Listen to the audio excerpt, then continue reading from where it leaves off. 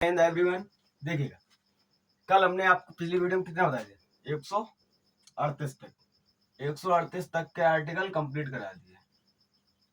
ठीक है, 138 तक के आर्टिकल क्लियर है। अगर आपको 138 में जो चीज में आपको डाउट हो, कोई भी डाउट रह गया हो, जो भी डाउट हो, तो आप हमें कमेंट कर दीजिएगा, तो हम आपको वो डाउट भी आपके हम क्लियर कर देंगे।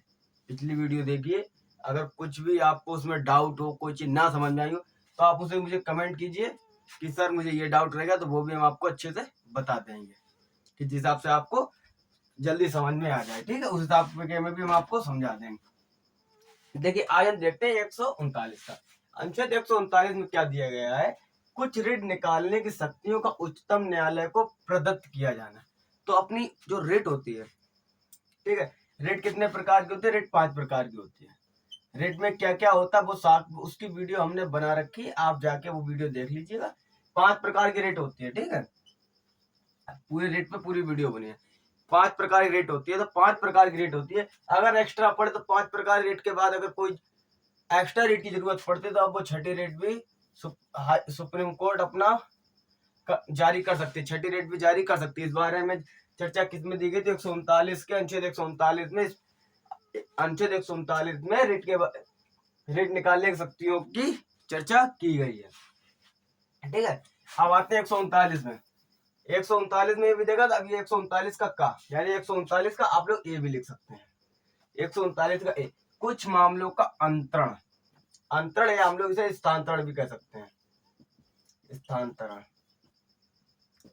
ठीक है, स्थानांतरण ये क्या होता है? कुछ मामलों का स्थानांतरण या अंतरण। जैसे कोई भी मामला है, हाई कोर्ट में चल रहा है या डिस्ट्रिक्ट कोर्ट में चल रहा है, हाई कोर्ट या डिस्ट्रिक्ट कोर्ट में चल रहा है, कुछ मामले हुए, चल रहा है भाई। वहां पर किसी तरीके की कार्रवाई, उसकी सुनवाई नहीं हो पा रही है या कुछ अपीलियत नहीं हो रही है, तो वहां पर कुछ मामलों में उसका स्थानांतरण सुप्रीम कोर्ट में कर सकता है। या डिस्ट्रिक्ट कोर्ट का कोई मुकदमा है, हाई कोर्ट में अपना हाई कोर्ट में जाकर स्थानांतरण कर दे, या हाई कोर्ट का सुप्रीम कोर्ट में कर सकता है। ठीक है, सुप्रीम कोर्ट का मुकदमा हाई कोर्ट में नहीं जा सकता, हाई कोर्ट का मुकदमा डिस्ट्रिक्ट कोर्ट में नहीं जा सकता, डिस्ट्रिक्ट कोर्ट का मुकदमा हाई कोर्ट जा सकता है, हाई कोर्ट का मुकदमा सुप्रीम कोर्ट जा सकता है। तो इस विषय में किसमें चर्चा दी गई है? तो इस विषय में हमारी चर्चा दी गई है 139 के का में। 139 के का में ध्यान रखिएगा, 139 का का यानी ए, ये चीज ध्यान रखिएगा। ठीक, अब आगे आते हैं 139 के का। 140 में दिया गया है उच्चतम न्यायालय की कुछ अनुसांगिक शक्तियां। आप समझिए, अनुसांगिक इसीलिए इसे हाईलाइट कर रखा है। कुछ उच्चतम न्यायालय क्या होता है? ये तो आपको पता है, सुप्रीम कोर्ट, उच्च न्यायालय, हाई कोर्ट। उच्चतम न्यायालय कुछ अनुसांगिक शक्तियां, इनके पास जितने प्रकार की शक्तियां होती हैं, सुप्रीम कोर्ट के पास जितने प्रकार की शक्तियां, उसमें से संसद उसकी शक्तियों में वृद्धि कर सकती है। वृद्धि कर सकती है, कमी नहीं कर सकती। सिर्फ वृद्धि ही कर सकती है, उसमें कमी 1% भी नहीं कर सकती है। ठीक है, कमी नहीं कर सकती। और जो भी शक्तियां होती उनको प्रभावी रूप से अत्यधिक मजबूत करने के लिए उनकी शक्तियों को प्रभावी बना सकता है। प्रभावी यानी अधिक उसकी शक्तियों में बढ़ोतरी कर सकता है। ये किसको अधिकार है? ये संसद को अधिकार दिया गया है। संसद को अधिकार है कि उच्चतम न्यायालय कुछ अनुसांगिक शक्तियां, उसको आप बढ़ा सकते हैं, उनकी शक्तियों को और अधिक प्रभावित करने के लिए इसके लिए कार्य कर सकते हैं। तो उसको प्रभावी रूप से बनाने के लिए किसको अधिकार है? संसद को। हमारे संसद को इसका अधिकार दिया गया है। ठीक है, एनी डाउट हो तो पूछ लीजिएगा। देखिए, अब 141 बात, 141 दिया उच्चतम न्यायालय द्वारा सभी न्यायालयों में बाध्यकारी होगा। देखिए, उच्चतम न्यायालय सुप्रीम कोर्ट द्वारा सभी न्यायालयों, हाई कोर्ट या डिस्ट्रिक्ट कोर्ट द्वारा बाध्यकारी होगा। इसके जो भी बातें होंगी, यानी इसके जो भी आदेश होंगे, सुप्रीम कोर्ट के जो भी आदेश होंगे, उसका पालन हाई कोर्ट और डिस्ट्रिक्ट कोर्ट को करना होगा। Supreme court direct high court को भी दे सकती है अपना आदेश, और हाई कोर्ट डिस्ट्रिक्ट कोर्ट को भी दे सकता है। हाई कोर्ट वाले भी आगे बताएंगे, भी आएगा उच्च न्यायालय। अभी सुप्रीम कोर्ट समझिए, सुप्रीम कोर्ट का जो भी सुप्रीम कोर्ट ने जो आदेश दिया हाई कोर्ट को, उसे हाई कोर्ट को मानना होगा। और हाई कोर्ट ने अगर कोई आदेश दिया तो डिस्ट्रिक्ट कोर्ट को मानना होगा। डिस्ट्रिक्ट कोर्ट हाई कोर्ट को आदेश नहीं दे सकता, हाई कोर्ट सुप्रीम कोर्ट को आदेश नहीं दे सकता, सुप्रीम कोर्ट सीधे डिस्ट्रिक्ट कोर्ट को भी आदेश दे सकता है, दे सकता है। समझ, कितने आसान भाषा में, कितने आसान भाषा में समझा दिया जाता है। कोई भी डाउट हो कमेंट कीजिएगा, तुरंत बताएंगे आपको। उच्चतम न्यायालय की डिक्री और आदेशों का प्रवर्तन और प्रकटीकरण के बारे में ये बताइए। इसमें कुछ डाउट आ रहा है आपको कि हमें बताना पड़ेगा, ये भी कि ये भी हमें बताना पड़ेगा। देखिए, उच्चतम न्यायालय, उच्चतम न्यायालय की डिक्री और आदेशों का प्रवर्तन और प्रकटीकरण, प्रकटीकरण,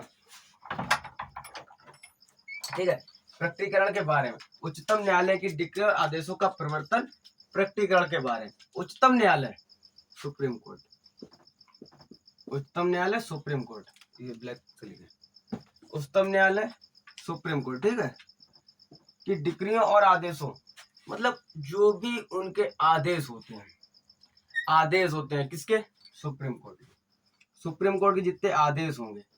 ऐसे मान लिया अभी जैसे कुछ जगह देखा था नेशनल हाईवे और राजमार्ग, स्टेट हाईवे, ठीक है, नेशनल हाईवे, स्टेट हाईवे, इन पर शराब की दुकानें नहीं खुलेंगे, शराब की दुकानें प्रतिबंध है, दुकानें प्रतिबंध है कि यह नेशनल हाईवे पर शराब की दुकानें पर प्रतिबंध है। ये किसने लगाया, सरकार।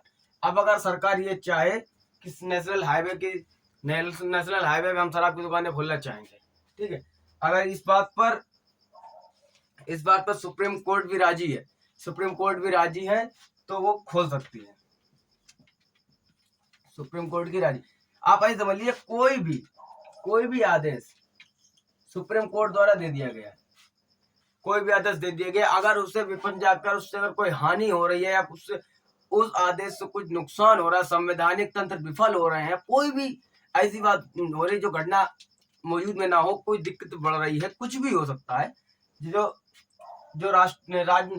राज्य के निवासी हैं, भारतवासी हैं, उन लोगों के खिलाफ हो रही है, या कुछ अलग चीज हो रही है जो अनहोनी सी होती है, हम लोग अनहोनी भी कहते हैं, अनहोनी हो रही है, कोई भी कानून सुप्रीम कोर्ट द्वारा या संसद द्वारा बनाया गया उसमें कुछ अनहोनी हो रही है, तो वो कानून भी हटा सकते हैं या उस कानून को बदल सकते हैं। तो इसी को कहते हैं उच्च न्यायालय डिक्री और आदेशों का प्रवर्तन, ठीक है। अब देखिए 143, उच्चतम न्यायालय से परामर्श करने को राष्ट्रपति की शक्ति, ये तो बताना नहीं, तो साफ साफ दिया इसमें, उच्चतम न्यायालय से परामर्श करने की राष्ट्रपति की शक्ति, यानी राष्ट्रपति उच्चतम न्यायालय यानी सुप्रीम कोर्ट के मुख्य न्यायाधीश, उच्चतम न्यायालय मुख्य न्यायाधीश ही होता है, ठीक है, उसकी बात होती है। सुप्रीम कोर्ट से परामर्श यानी सुप्रीम कोर्ट से सलाह ले सकता है, राष्ट्रपति को सलाह दे भी सकता है, लेकिन दोनों बाध्य नहीं होते, दोनों स्वतंत्र होते हैं, चाहे ये सलाह दें, चाहे सलाह ना दें, चाहे सलाह माने चाहे ना माने, ये उनके ऊपर है, चाहे माने या ना माने। 143 हो गया, अब आगे कल कराएंगे 143 से, कल 151 तक खत्म कर देंगे, 147 तक सुप्रीम कोर्ट बचेगा थोड़ा, उसके बाद आ जाते हैं CAG, इस बारे में बताएंगे, ठीक है। आज इतना ही नोट कर लीजिए, फिर आगे, लेकिन इसे नोट करना है, स्क्रीनशॉट नहीं लेके रखना, इसे आप लोग नोट कीजिए, एक बार पढ़िए, कोई डाउट होता कमेंट कीजिए, हम आपका डाउट क्लियर करें। तो आज के लिए इतना ही बस, जय हिंद।